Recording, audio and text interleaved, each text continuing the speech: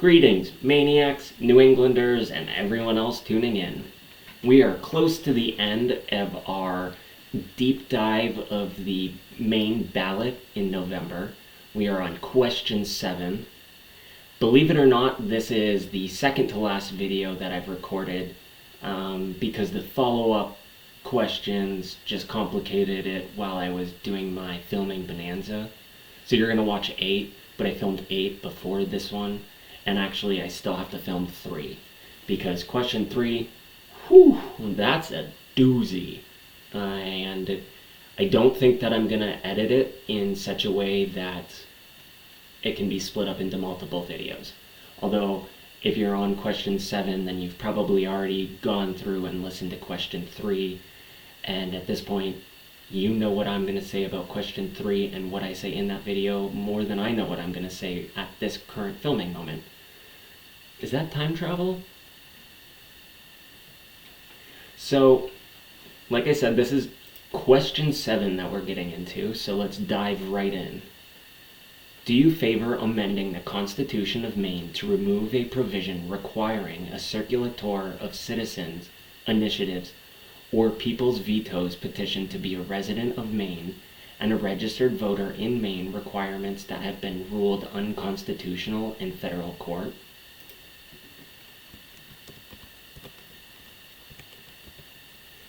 I'm going to look up really quickly circulator, the legal definition. So this comes from Law Insider. Circulator means a person who presents to other persons for possible signature a petition to place a measure on the ballot by initiative or referendum. So now that you know specifically what the question entails, we're going to jump right into Ballotpedia. Main question 7. The remove residency requirement for initiative petition circulators amendment is on the Maine ballot as a legislatively referred constitutional amendment on November 7th.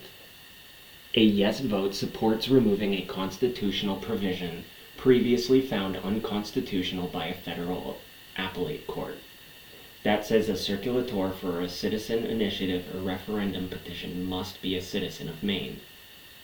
A no vote opposes removing a constitutional provision previously found unconstitutional by a federal appellate court that says a circulator for a citizen initiative or referendum petition must be a citizen of Maine. Some of these just have some wordy language to them that really complicates it. And I understand, as I've stated previously, the legal reason for having very specific, very particular wording, I understand. That being said, the average voter shouldn't be expected to be fluent in legal jargon, which you essentially have to be, or you have to have time to digest it, break it apart bit by bit by bit, which is a lot to ask when people have whole lives that they're living. Unless we want to work out some kind of pause society around elections so everyone can spend time getting to know what they're voting for better. But we all know that that would end up not being what people would use that time for. So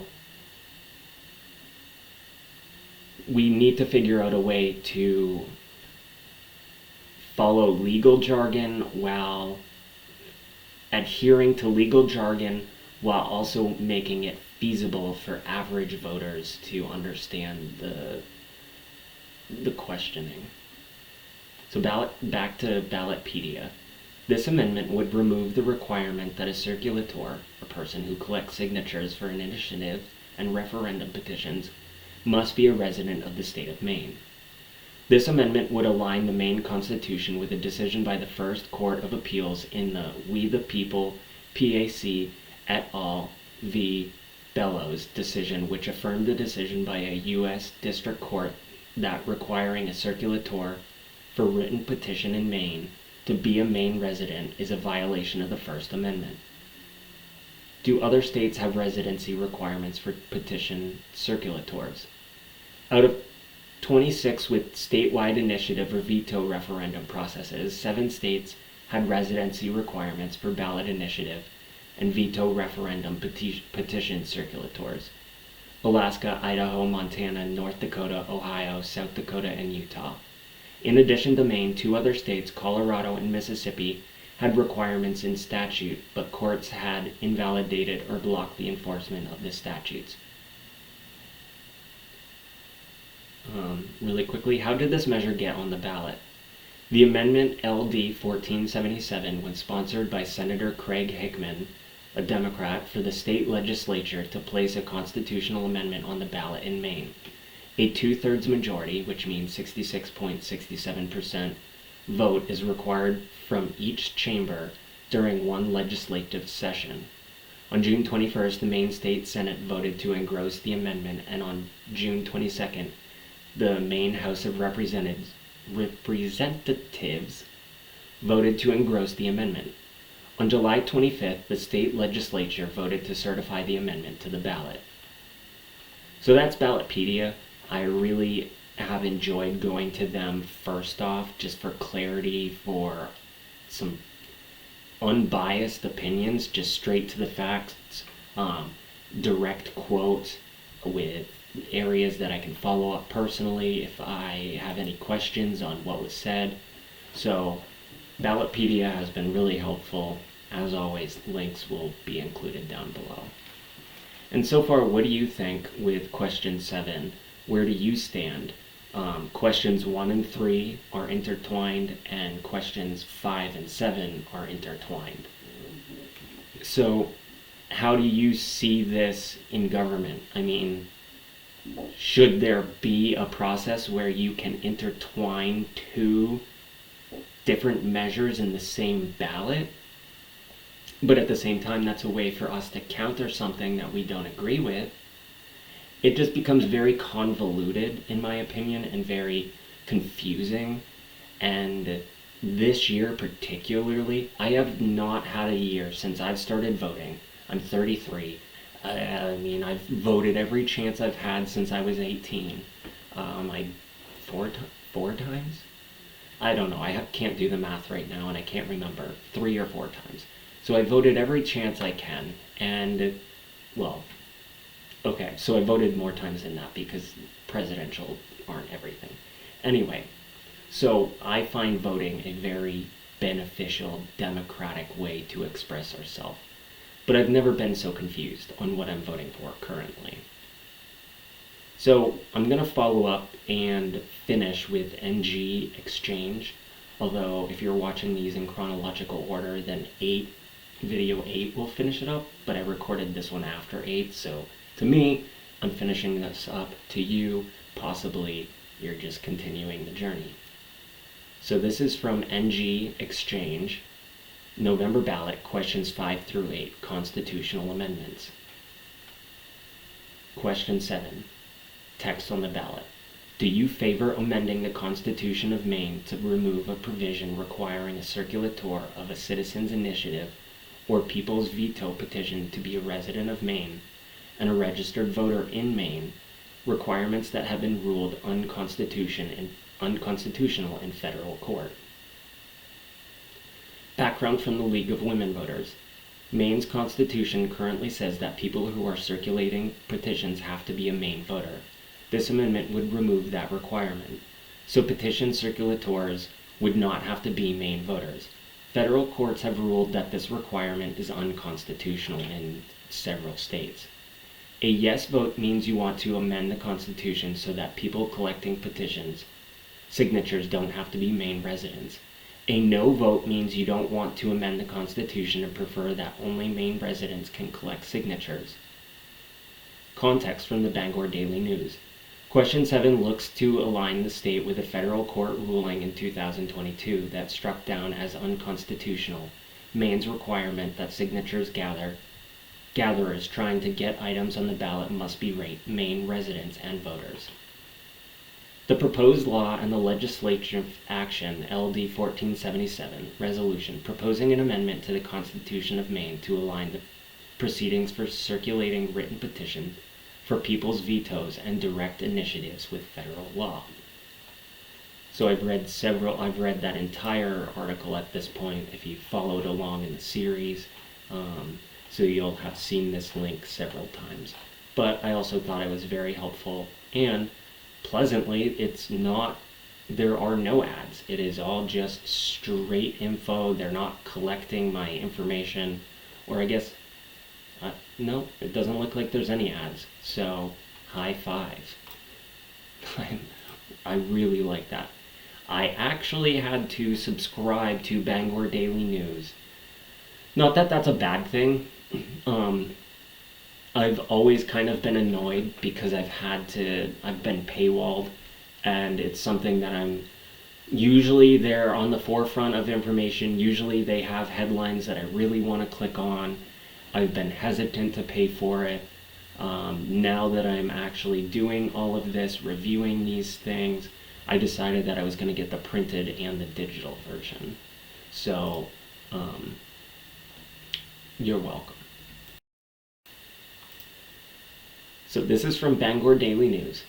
To ensure Maine's petition laws follow U.S. Constitution, vote yes on Question 7 by the Bangor Daily News editorial board on October 17th.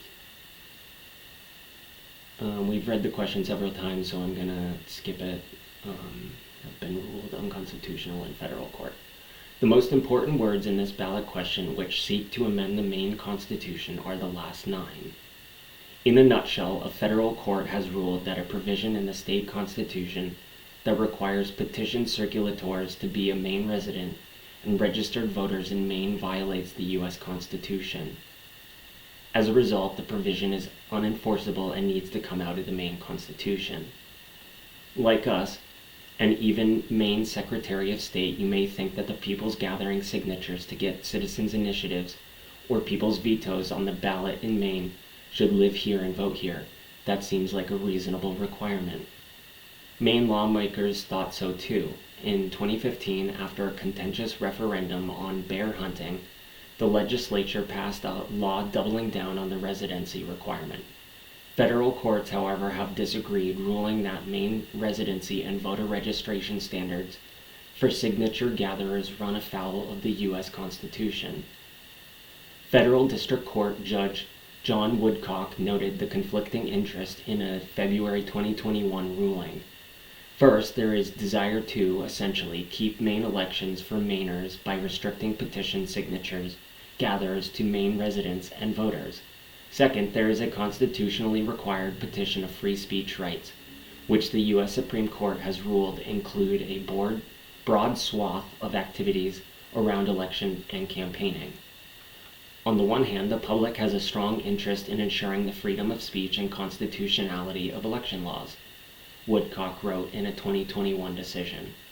On the other hand, the public has a strong interest in the regulation of referendum petitions and in protecting the integrity and grassroots nature of the direct initiative and people's veto power. The court recognizes that the public has strong competing interests on both sides, but concludes the public has a greater interest in upholding its constitutionally protected freedom of speech, Woodcock concluded. He noted, and we'll emphasize, those who sign citizen initiative petitions and people's veto petitions must be registered Maine voters. That will continue to be true no matter what happens with Question 7. Signatures that can't be verified to be from Maine voters are disqualified during an in-depth process where every signature is reviewed by a person. Judge Woodcock's ruling was upheld by the First Circuit Court of Appeals in July 2022. The residency and voter registration requirements likely impose a severe burden on core political speech, a 3-judge panel wrote in their decision. Since it has been ruled unconstitutional and is so no longer enforced by the Maine Secretary of State office, the provision should be removed from the Maine Constitution. That's what a yes vote on Question 7 would do. It should be noted that even if Question 7 were to fail, that would not reinstate the requirement that signature gatherers reside and register to vote in Maine. The law is null and void because of the federal court rulings. So a yes vote on Question 7 does not change current law or practice in Maine. It simply ensures that the Maine Constitution is in line with the U.S. Constitution. Okay, hold the horses, because only a couple there are several states that are not doing this. Was that in the last article? So there are several states. So it sounds like it's not really federally, that we, the state, have power. We, the state, have power, and then the federal government gets power from there. So if we, the people, in a state say, nah, no, then the federal government really doesn't have the power. It shouldn't have that kind of power. States come first. And the more that I think about it, the more that I read, the more passionate I get about each of these referendums. So you should have to register and be a resident here in Maine. I don't have time to go to New Hampshire to influence elections there, let alone anywhere, like down in DC. I might have time for DC for specific reasons. But why, unless you have nothing better to do, why are you going to other states to try and influence other states and how they vote? That is sus to me. So the more words that are put in to convince me of voting in a certain way, the more I'm convinced that it's not the correct way. Of course, vote how you want. This is not a video to tell you how to vote. Of course not. I'm simply reporting, I'm giving my opinion on articles that are presented online about the issues involving Maine. So you vote how you need to.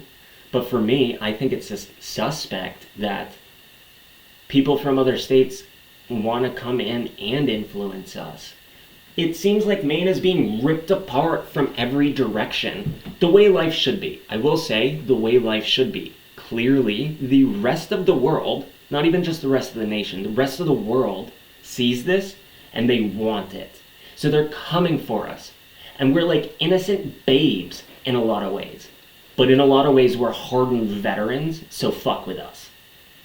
So we need to be educated, because when there is so much money being spent in opposition, that's like a bully working out. If a bully's picking on a kid, they're picking on a kid much smaller than them. They're not worrying about that little kid fighting back. They're not working out. Now, if they're picking on a little kid and that little kid shows some resistance and some resilience, then that bully starts beefing up. But that shows nervousness. That shows competition. That shows agendas being competed with. So the more money that these corporations and these businesses, these parent companies spend on subsidiaries, and the more that we're trying to be persuaded in a certain direction, I really have faith that we as Mainers will see through this kind of political cloud, because that's what this is. It's a political fog, and everything in front of us is being obfuscated. So we're seeing a mirage, voting for what we think, but in actuality, we're voting for something else. It's sleazy, schemy, and disgusting. So that's my rant on that. I also have Spectrum News. I'm not going to read this because I read it in question 8 pretty heavily, which you'll find out soon, but I will include it here. Spectrum News, 2 Maine ballot questions seek compliance with federal law, U.S. Constitution, by Susan Cover, published on October 20th. And then, okay, yep. No, I will keep that. It might have just, okay. I thought it froze on me, but it didn't. I didn't freeze on you yet. So we're going to finish up reading from Maine Public. I think in video 8, I say, oh, I didn't read this in question 7 because I was in a bonanza and I was recording in order except for 3 and 7. So I kind of freak out in 8 realizing, oh, I didn't read this. But that's because I'm reading it right now, a day later. Wearing the same clothes, same turtleneck. But I needed continuity in the videos, so hence where we're at. MainePublic.org. Questions about November's ballot measures? The Political Pulse crew has some answers. By Steve Missler and Kevin Miller. From September 7th. So they were on it.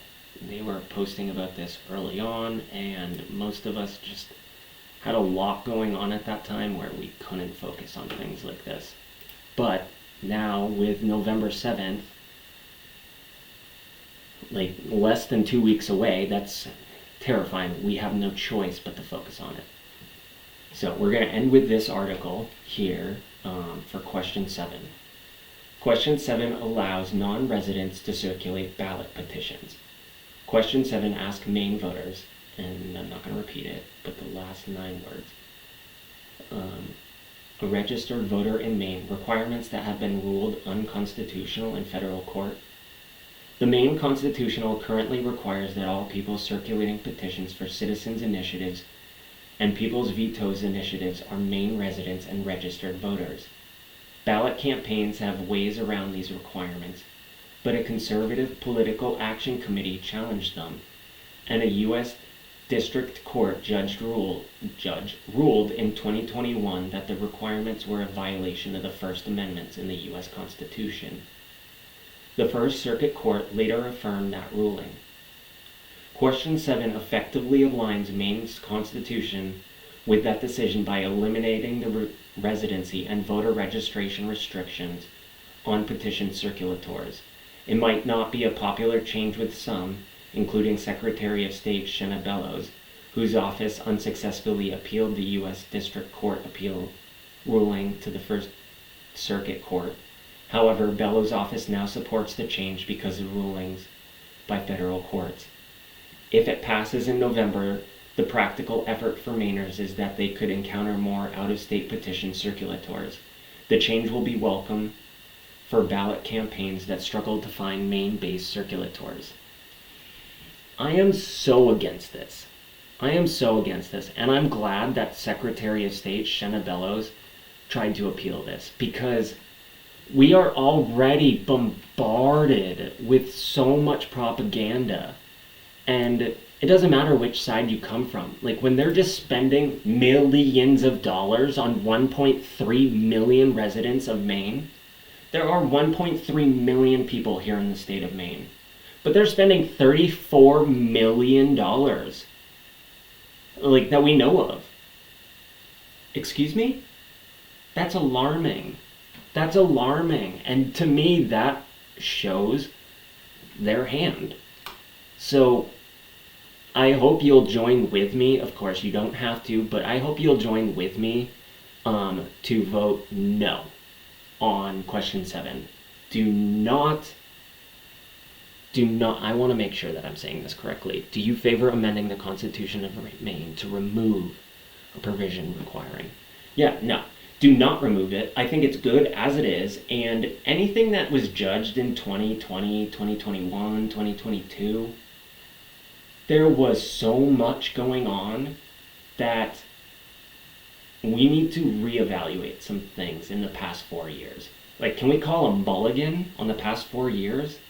Because shit was crazy, and we all had stuff going on, but politicians were sneaking, sliding, and right in, just doing what they wanted, and that's not okay.